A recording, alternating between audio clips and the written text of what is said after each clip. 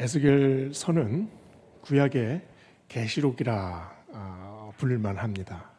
왜냐하면 에스겔서 책장을 넘길 때마다 굉장히 많은 상징들과 환상을 우리에게 전해주기 때문이죠. 이 에스겔서가 독특한 이유는 에스겔 선지자 자신이 그 환상 속으로 들어가기 때문입니다. 우리가 작년에 에스겔서 4장 말씀을 함께 나눴습니다. 혹시 기억하시는지 모르겠어요. 에스겔서 4장에서 예루살렘 성이 포위되는 장면을 상징적으로 보여주죠. 그래서 토판으로 만든 이 성벽을 만듭니다. 그리고 진흙으로 성전을 짓고요. 그리고 성냥갑 같이 만든 작은 집들 사이로 골목을 이렇게 만들어요. 그리고 에스겔 선지자가 그 자신이 그 성 옆에 이렇게 눕지 않습니까? 430일을 누워서 소똥으로 음식을 구워서 먹으면서 견딥니다. 오늘 말씀은 이제 그 430일이 지난 다음에 이 장면을 오늘 본문에서 보여줍니다. 1절에서 하나님께서 말씀하시죠. 너 인자야, 너는 날카로운 칼을 가져다가 삭도로 삼아 너의 머리털과 수염을 깎아서 저울로 달아 나누어 두라. 이 날카로운 칼, 식칼이겠습니까? 면도날처럼 날카로운 칼이죠. 옛날 이발소에 가보면 그 이발소 아저씨들이 머리를 깎은 다음에 면도를 할 때 그 서랍에서 조그만 칼을 하나 딱 꺼내서 딱 피잖아요. 네모난 칼을 어디에다가 합니까? 이 가죽 허리띠 같은데 가죽에다 이렇게 슥슥슥슥슥 계속 갈다가 비누 거품을 만들어서 뒷목에 칠해요. 그래서 이 칼끝을 싹 갖다 대면 조금 섬찟합니다. 근데 오늘 말씀에 보면 이 에스겔 선지자가 머리를 다듬는 그 이발을 하라는 말씀이 아니잖아요. 머리를 빡빡 깎으라는 말입니다. 머리털과 수염을 완전히 밀어버려라. 예사롭지 않는 명령입니다. 남자분들은 학교 다닐 때 두 발을 너무 길어가지고 이렇게 바리깡으로 밀려 보신 분 있는지 모르겠어요. 또 군대 갈 때 되면 머리를 짧게 깎지 않습니까? 머리를 이렇게 만져보면 까끌까끌한 게 이상하지요. 우리 권사님들 중에서도 머리가 밀려 보신 분 계십니까? 이게 사춘기 여학생이 아버지한테 끌려가가지고 머리를 밀리면 이건 정말 죽고 싶을 거예요. 아마 평생 그게 원망으로 남아 있을 겁니다. 그런데 전혀 다른 마음으로 이렇게 머리를 깎는 경우도 있습니다. 암투병을 하는 딸의 머리를 깎아주는 어머니는 마음이 무너집니다. 눈물을 안 흘리려고 그렇게 농담을 던지죠. 우리 딸이 이제 군대 가도 되겠네. 그러면 딸은 어머니의 마음을 알기 때문에 조금 머리가 길면 갈게요. 머리가 잘려서 툭툭 떨어질 때 그때 마음이 무너지잖아요.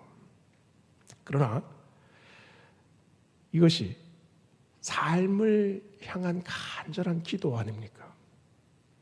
다시 머리가 자라나리라는 소망, 다시 건강해지리라는 소망. 그래서 그 머리 깎는 그 사건 자체가 마치 거룩한 예식처럼 느껴집니다. 에스겔에게도 이 사건은 아주 엄숙한 의식이고 하나님의 명령이었습니다. 거의 1년 2개월 동안 에스겔은 그 흙먼지 가운데 그 예루살렘 그 모형을 앞에 놓고 누워서 지냈습니다. 말라 비틀어질 정도로 아주 쇠약했죠. 그래서 이번에 아주 비틀비틀 일어나서 자기 머리를 지금 깎고 있습니다. 비통한 마음이죠. 에스겔만 비통할 뿐만 아니라 그걸 바라보는 백성들의 마음도 비통합니다. 왜냐하면 에스겔이 제사장이기 때문입니다. 레위기 21장 5절에 보면 제사장들이 지켜야 할 규례가 나옵니다. 머리를 깎지 말며 수염도 깎지 말라. 이것을 어기면 자신을 더럽히고 욕되게 하는 것이라. 우리 선조들이 그 조선 말기에 단발령이 내렸을 때 어떻게 했습니까? 목숨을 걸고 거부했어요. 신체 발부 수지 부모라, 불감회상이 효지시하라, 이러면서 아주 목숨을 걸고 이 상투를 지켰잖아요. 이 상투가 이 양반들의 자존심입니다. 그리고 절개지요. 성경에 삼손이 머리가 길었잖아요. 이게 하나님께 자신의 삶을 서원했습니다. 마치 지금 에스겔도 제사장 가문의 제사장이었죠. 에스겔의 마음에 지금 이 자기의 머리는 하나님과 연결된 약속입니다. 하나님께서 나의 온 인생을 지키시고 계신다는 확신이에요. 근데 그 머리카락이 잘립니다. 그냥 잘랐겠습니까? 아마 눈물을 흘리며 그렇게 머리카락을 잘랐을 겁니다. 2절 4절에 보면 그 머리카락을 어떻게 하라고 말씀합니까? 예루살렘이 완전히 포위되는 날 3분의 1은 성읍 안에서 불사르고 3분의 1은 성읍 사방에서 칼로 치고 3분의 1은 바람에 흩으라. 백성들이 성읍 안에서 포로가 되고 또 성읍 사방에서 칼로 죽임을 당하고 나머지는 뿔뿔이 흩어진다는 예언입니다. 이 예언을 듣고 에스겔이 직접 그 예언을 이 몸소 행해서 보여주는 모습을 보면서 백성들의 마음이 어땠을까요? 에스겔의 머리카락은 사실 백성들의 생명 아닙니까? 이 한 올 한 올이 가느다란 백성들의 삶이에요. 그런데 그 생명들을 지금 자르고 뱁니다. 찌르고 때리고 그리고 하늘에 뿌리고 그리고 칼로 칩니다. 에스겔은 눈물을 흘리면서 이 행동을 했을 거예요. 남아있는 머리카락을 또 어떻게 합니까? 헝겊에다 싸가지고 장작이 타는 그 불 한가운데 던집니다. 타닥타닥타닥 타는 소리가 나면서 이 머리카락을 태우면 그냥 타지 않습니다. 허연 연기가 한참 있다가 확 하면서 사라져요. 성읍 곳곳에서 칼을 휘두릅니다. 이 머리카락을 자르는 에스겔 그냥 휘두르겠습니까? 아주 그냥 그 숨을 헉헉대면서 성읍 사방을 다니면서 그 칼을 휘두르면서 머리카락을 베었을 거예요. 이 모습이 하나님의 심판입니다. 하나님의 진노지요. 이 하나님의 칼을 누가 피할 수 있겠습니까? 그런데 저는 이 하나님의 칼날에, 이 진노의 칼날에 하나님께서 힘을 빼시는 것 같아요. 이 칼 끝에 연민이 느껴집니다. 왜냐하면 머리카락을 공중에 한번 확 흩어보세요. 그리고 그거를 이 칼로 한번 베어 보십시오. 베입니까? 일본도 같이 아주 날카로운 칼로 베어도 이 머리카락은 베이질 않습니다. 오히려 그 칼 끝에 엉겨 붙지요. 죽기 살기로 달라 붙습니다. 면도를 할 때는요, 이 수염이 피부에 탁 단단하게 고정되어 붙어 있지 않습니까? 그래서 칼끝이 싹 지나가면서 싹둑싹둑 이 머리카락을 뺍니다. 그러나 허공에 날린 머리카락은 그렇게 뵐 수가 없어요. 이 허공에 날린 이 머리카락이 무엇을 지금 의미하고 있습니까? 뿌리가 뽑힌 이스라엘 백성들의 인생입니다. 이스라엘 땅에 단단히 박혀있던 그 이스라엘 백성들의 생명, 그 가느다란 생명이 지금 허공에 뿌려지고 있어요. 그런데 하나님께서 그 머리카락을 다 자르십니까? 백성들을 다 멸하십니까? 그 중에 살려둔 사람들이 있지 않습니까? 그들이 포로로 끌려갑니다. 포로로 끌려갔을지언정 그들의 생명은 아직도 남아 있습니다. 물론 에스겔 5장 말씀을 쭉 보면 하나님의 불타는 진동을 아주 가감없이 보여줍니다. 12절에 너희 중에 3분의 1은 전염병과 기근으로 죽고 3분의 1은 칼에 엎드려질 것이고 3분의 1은 사방에 흩어버리고 따라가며 칼로 베리라 말씀하셨습니다. 그리고 10절을 보세요. 이렇게 전란 중에 생긴 정말 참혹하고 끔찍한 일을 예언을 하셨습니다. 아버지가 아들을 잡아먹고 아들이 그 아버지를 잡아먹으리라.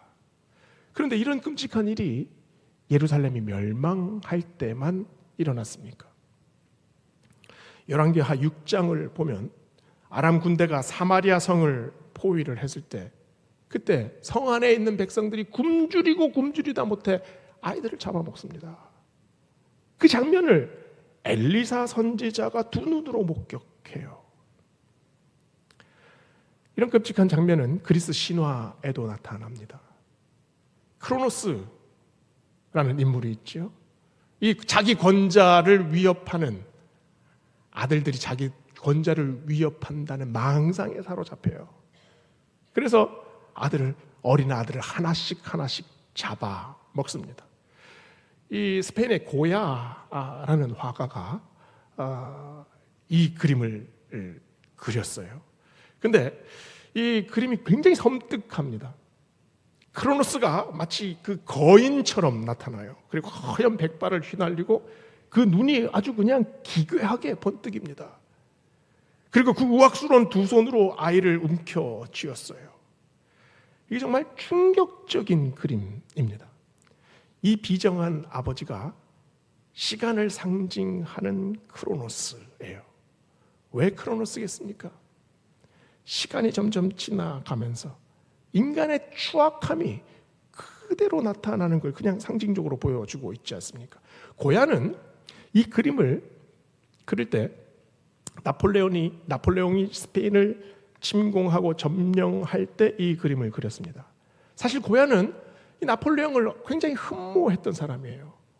근데 나폴레옹 프랑스 군이 스페인을 침공해서 무자비한 학살을 가합니다. 그 끔찍한 광기를 그 그림에 담았습니다. 권력은 자식과도 나누지 않습니다. 인간의 가장 추악한 본성이지요.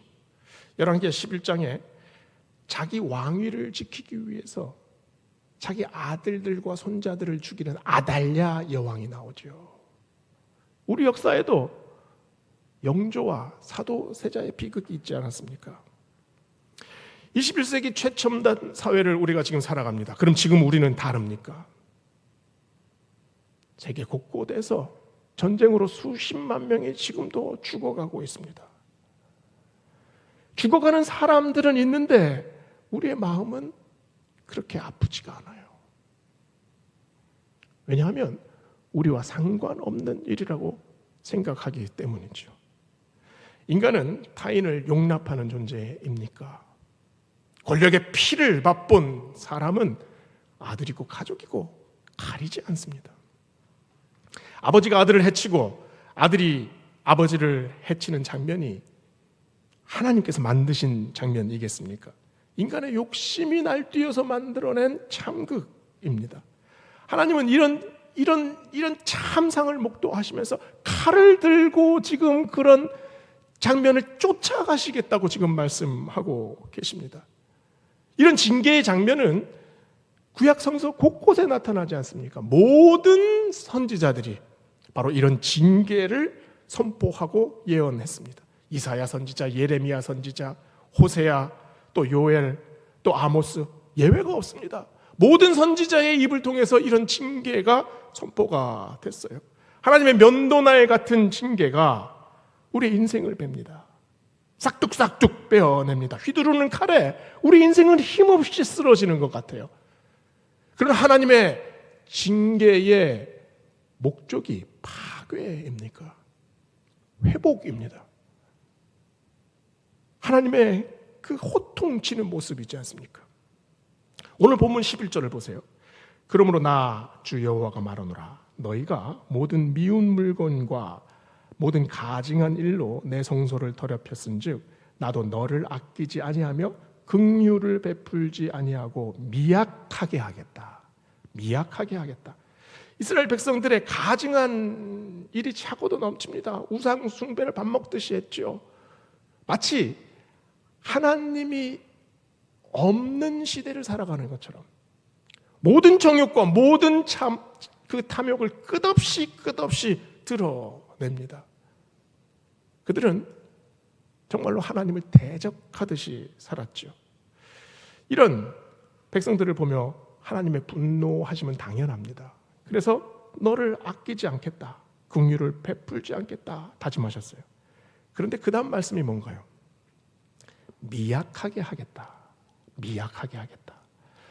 히브리 이 말로는 가라라는 단어입니다. 그런데 이 가라라는 단어는 약하게 하겠다의 의미가 아니에요. 사실은 벗겨내겠다, 깎아내겠다, 그리고 꺾어버리겠다. 무엇을 벗기고 무엇을 깎아내립니까? 죄악의 껍질을 벗기겠다. 너희가 입은 그 거짓의 옷을 완전히 벗겨버리겠다. 너희의 마음 속에 굳어있는 그런 탐욕과 정욕의 그 바위를 내가 깨뜨려 버리겠다. 너희의 그 악독함, 그 피고름을 내가 짜내겠다. 이 말씀 아닙니까? 사도 바울은 옛사람을 벗어버리고 새사람을 입으라 라고 선언했습니다. 구습을 쫓아 살았던 그런 찌든 인생의 가죽을 벗어라 라는 말씀이지요. 우리가 어떻게 옛사람을 벗을 수 있습니까? 공부를 아주 많이 하면 우리 안에 있는 찌든 죄악을 벗어낼 수 있습니까? 수십 년 수행을 하면, 수십 년 묵상을 하면 우리가 내 안에 있는 꽉 차 있는 이 피고름을 제거할 수 있습니까? 우리의 완악함을 꺾어낼 수 있습니까? 절대 불가능합니다. 벗겨낼 수가 없습니다.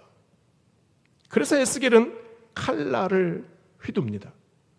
그 칼날이 에스겔의 칼날입니까? 하나님의 칼날입니다. 하나님의 어떤 칼날입니까? 말씀의 칼날이지요. 오늘 본문은 이스라엘 백성들이 지금 하나님의 말씀의 칼날을 받고 있는 중입니다. 히브리서 4장 12절에 이런 말씀이 있죠.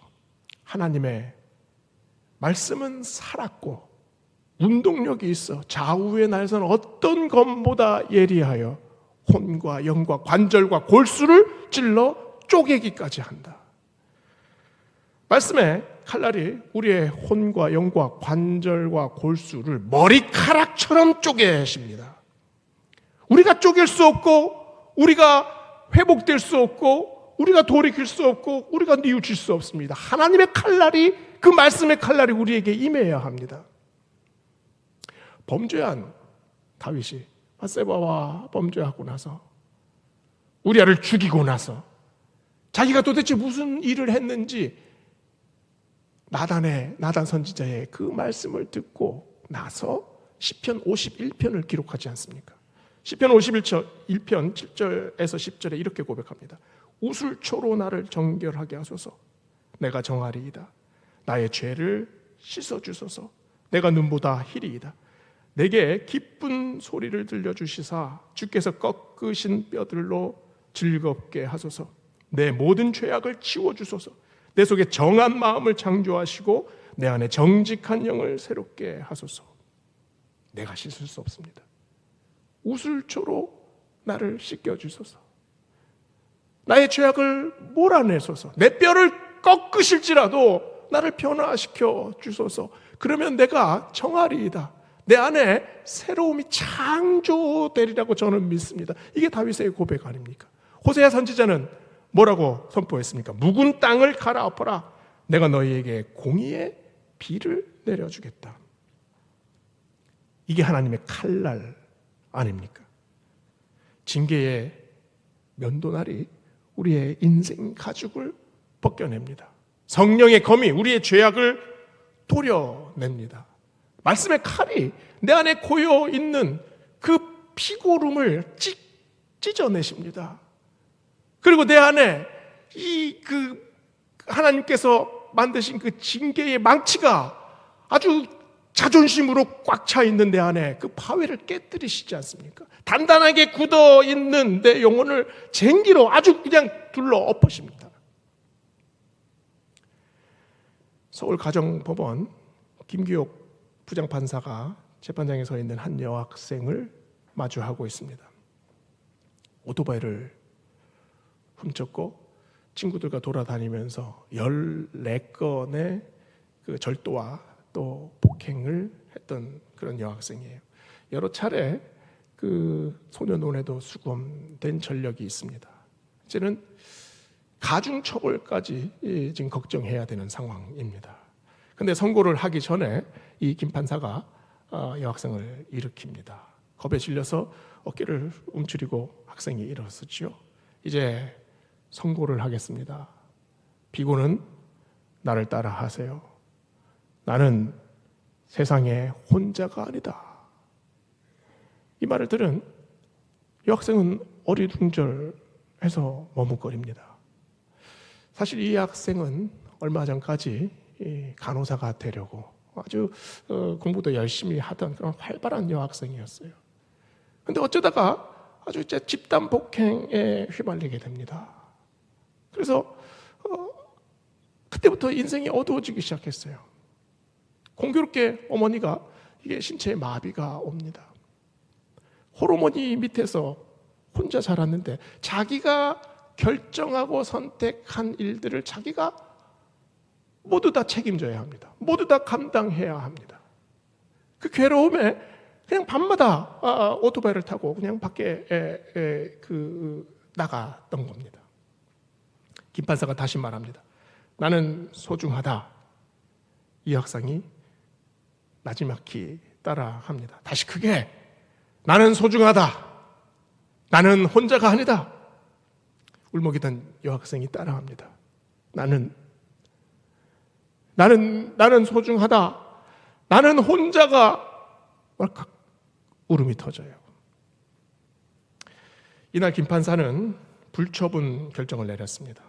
선고는 처벌 대신에 외침으로 대신했습니다. 그 외침이 어떤 외침입니까? 이 학생이 무엇을 외쳤습니까? 그동안 잊혀졌던 그 학생 안에 있는 소중함, 그 자존감, 그 따뜻함, 그리고 아주 작은 소망을 외쳤잖아요. 이런 말이 있습니다. 사람은 고쳐 쓰는 게 아니다. 맞는 말입니다. 누가 누구를 고쳤습니까? 사람이 사람을 고칠 수 있습니까? 도대체 뭐에 쓰려고 고칩니까? 기계는 부속 하나 갈면 고칠 수 있습니다. 나사를 꽉 쥐어주고 기름 척척 칠해서 왱 돌아가면 고친 거예요. 안 고쳐지면 버리면 됩니다. 그러나 사람은 다른 사람의 입맛에 맞게 고쳐 쓸 수 있는 존재가 아닙니다. 왜냐하면 사람은 그 자체로 소중하기 때문이지요. 하나님이 고치셔야 합니다. 하나님이 우리에게 무엇을 원하십니까? 우리를 온전하게 만드시는 것을 원하십니다.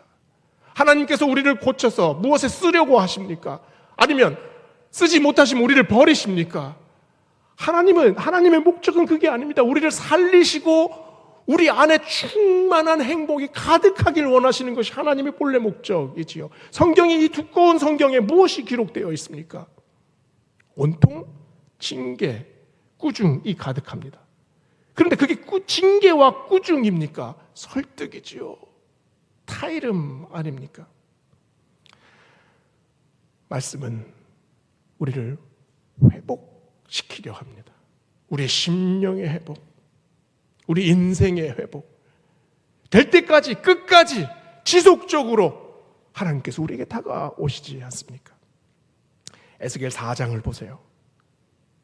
징계로 가득 차 있습니다. 그러나 온통 징계입니까? 13절은 이렇게 말합니다. 이와 같이 내 노가 다한즉 그들을 향한 분이 풀려서 내 마음이 가라앉으리라. 나의 분이 그들에게 다한즉 나 여호와가 열심으로 말한 줄을 그들이 알리라. 나 여호와가 열심으로 말한 줄 그들이 알리라. 하나님이 분노와 징계를 담으셨습니다. 그 분노를 오늘 말씀에서는 하나님의 열심이라고 말을 합니다. 왜 분노가 하나님의 열심이 될 수 있습니까?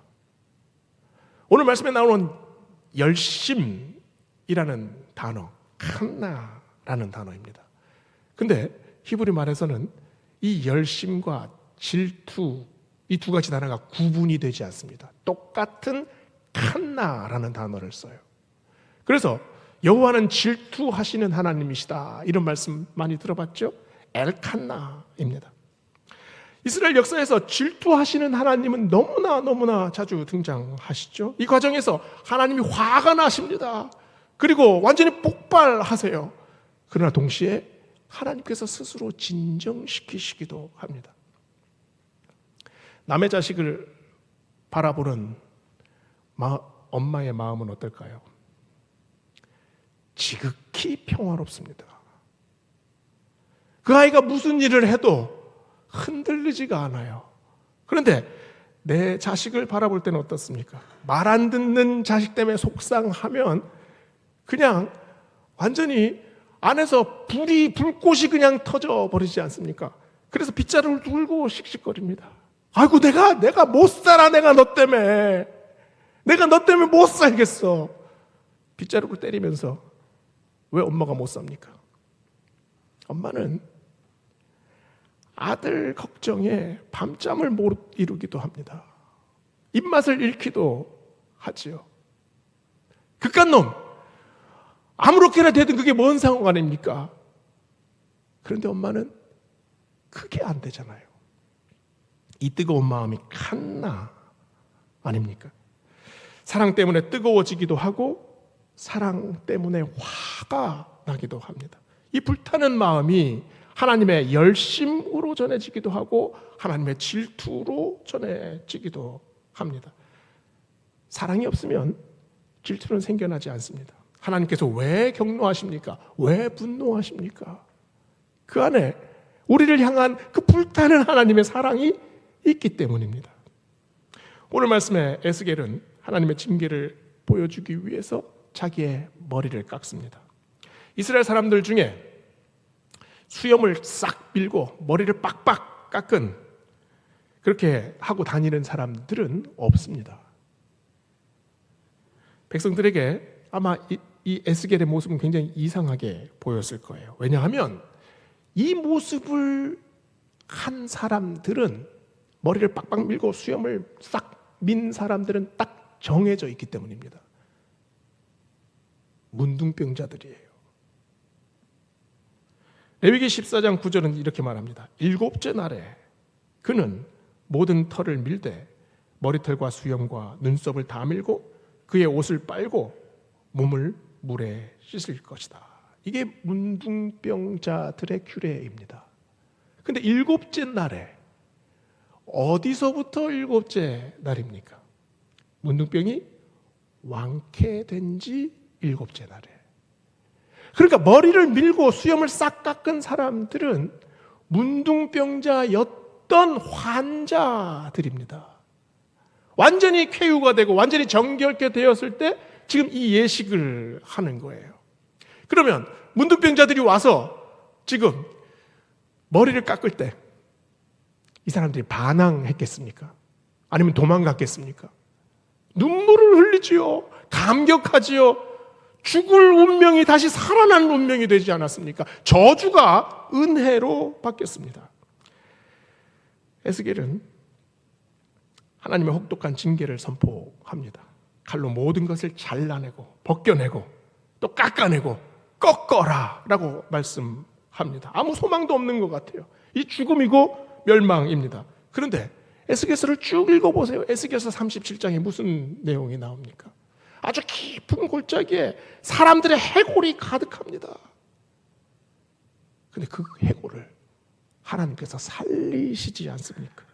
주 여호와께서 이 뼈들에게 말씀하시기를 내가 생기를 너희에게 들어가게 하리니 너희가 살아나리라. 너희 위에 힘줄을 주고 살을 입히고 가죽으로 덮고 너희 속에 생기를 넣으리니 너희가 살아나리라. 여기에 하나님의 열심이 있지 않습니까? 벗겨내고 깎아내고 꺾고 멸망시키고 뼈로 만들었던 그 인생 위에 하나님께서 다시 생기를 부어주십니다. 다시 벗겨냈던 그 인생 위에 하나님께서 다시 살을 입히십니다. 은혜를 입히신다는 말씀이지요. 다시 그 안에 회복시키시겠다는 말씀이지요. 살아나게 하시겠다는 말씀입니다. 사순절 셋째 주일 지나고 하고 있습니다. 우리의 메마른 인생 위에, 아무것도 느끼지 못하는 우리의 영혼 위에, 이 안에 하나님의 말씀의 칼이 다시 들어오기를 소망합니다. 그래서 성령의 호흡이 우리를 다시 에스겔의 예언처럼, 에스겔의 선포처럼 다시 살려주시기를 주의 이름으로 축원합니다. 기도하시겠습니다.